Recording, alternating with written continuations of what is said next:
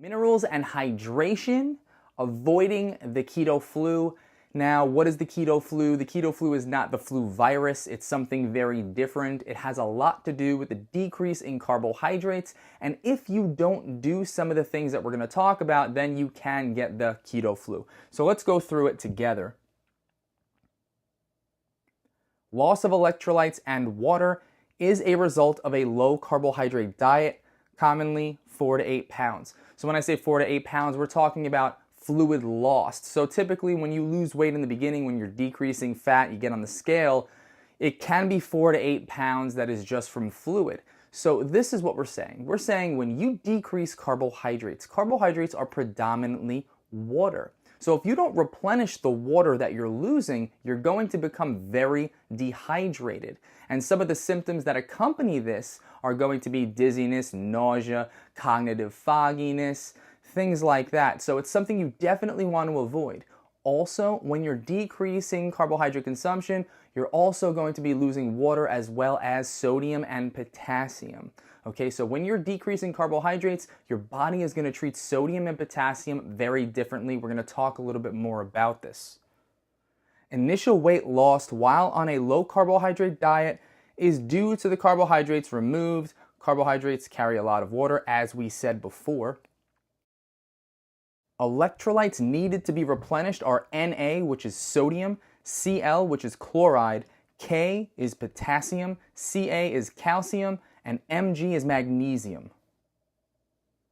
Sodium and potassium are the main casualties. So immediately when you become dehydrated, the kidneys are going to treat sodium very differently. It's going to start to excrete sodium in large amounts.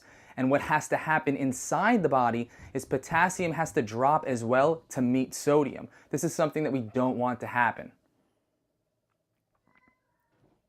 Not replenishing these electrolytes can affect physical performance, mental clarity, and overall feeling of wellness. And this is what we're talking about, the keto flu. You can really feel like crap. You can almost feel as if this just isn't for me. I don't think I can do this. I'm fiending carbohydrates. I really need these things. Basically, you're saying to yourself, I need something to make me feel better. All you have to do is make sure that you replenish the fluid that you lose and ensure that sodium and potassium are being replenished. Okay, so let's go through Na, which is sodium. Some places that you can get it from are Himalayan pink salt or sea salt added to water, bone broths, and food in general. Chloride, we have tomatoes, dark leafy greens, celery, and olives. Next, we have potassium. You can find potassium in avocados, spinach, kale, and carb-free electrolyte drinks. Calcium, full-fat dairy products low in lactose. So generally, all aged cheeses are going to be good for this. Lactose is going to be completely consumed by the fermentation process. So we're talking about that bacteria that's just basically going to eat up all that lactose, so it's not going to be a problem for ketosis. Magnesium, we can get them in most nuts, dark leafy vegetables, and supplementation. There are two forms of magnesium supplementation. We can get them in an oral form through pills or fluids that we can mix in with drinks, or we can get them in a topical cream or spray, and basically we localize it to the area. So say that your trap or your neck is sore or it is tight, we can apply some magnesium to that area, and what's going to happen is it's going to help release the muscle, and that's what magnesium is good for. We're going to get to magnesium a little bit later. Minerals and hydration tips. Start the day with water before anything else. 4 glasses, 12 plus ounces a piece of water would be ideal. If you can start the day with water immediately, the brain sucks up a lot of your hydration in the middle of the night while you're sleeping. To replenish this would get a nice kickstart to your day. Post-workout, 1 to 2 grams of sodium in water, bouillon cube, and bone broth. So bouillon cube might sound a little extreme, but it's one of the more effective and efficient ways to get your sodium intake higher after a workout. when you're working out, whether it be cardiovascular or resistance training, whether you're losing lots of sodium through sweat or you're contracting your muscles over and over, you're going to need to replenish those minerals lost. Also, there are plenty of bone broth products on the market, so you can check those out as well. They are also fortified with plenty of other minerals as well. More specifically, athletes and runners are going to supplement in 2 grams of sodium post-workout or post-run. Non-exercisers are going to vary, I would say, depending on your situation. If you're somebody who has been insulin resistant for, a good portion of time, maybe your blood glucose levels have been high on average, you're gonna have to replace some sodium lost, because if you've been living off carbohydrates for a long period of time, this will affect you. So do it to almost what you need. Don't start off with 1 to 2 grams, maybe start off with 500 milligrams. Magnesium supplementation, as we said before, comes in the form of pill or spray. The spray is topical. The pill typically is coming in 3 pills in a day. What you want to do is you want to have 1 with each meal. You can also take all 3 at once, but for maximum effectiveness, you want to have it with each meal so that way it becomes more bioavailable. More on magnesium. Number 1, helps contraction and relaxation of the muscles.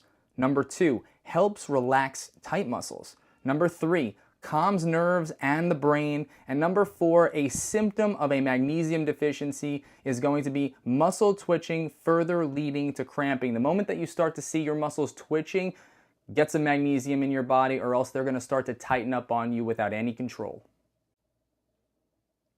Minerals and hydration tips continued. Cooking food promotes loss of nutrients. Bottom line here is the more that you heat a food, the more it promotes the loss of nutrients and minerals. Now, let's talk about some ways that you can actually mitigate this.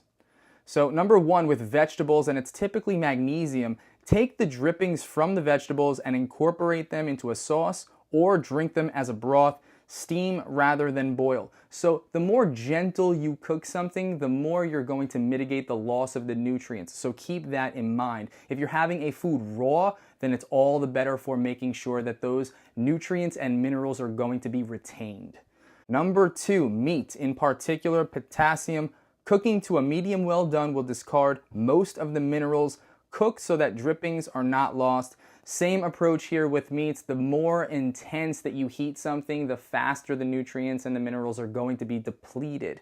So cook it in a gentle manner, cook it slow, and you'll be able to retain these nutrients better.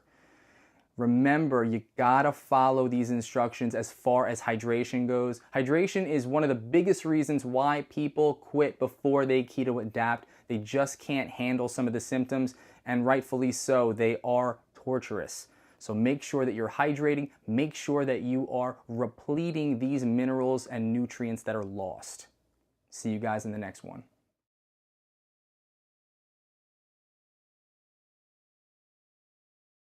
What's up, everybody? So if you can for a moment, I'd like you to picture carbohydrates, proteins, and fats as a boat.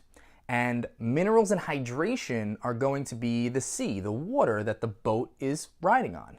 Now, in order for that boat to have a nice, smooth ride, you want to make sure that minerals and hydration, the water, is not choppy and that you're repleting the minerals and hydration. In order for us to have a nice, smooth adaptation, we need to make sure that water and minerals are being repleted. This is huge.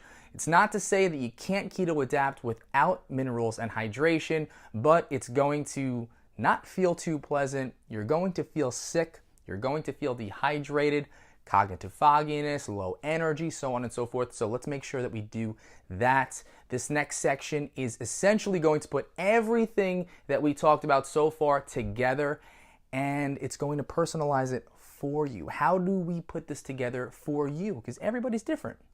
So let's get to it. See you there.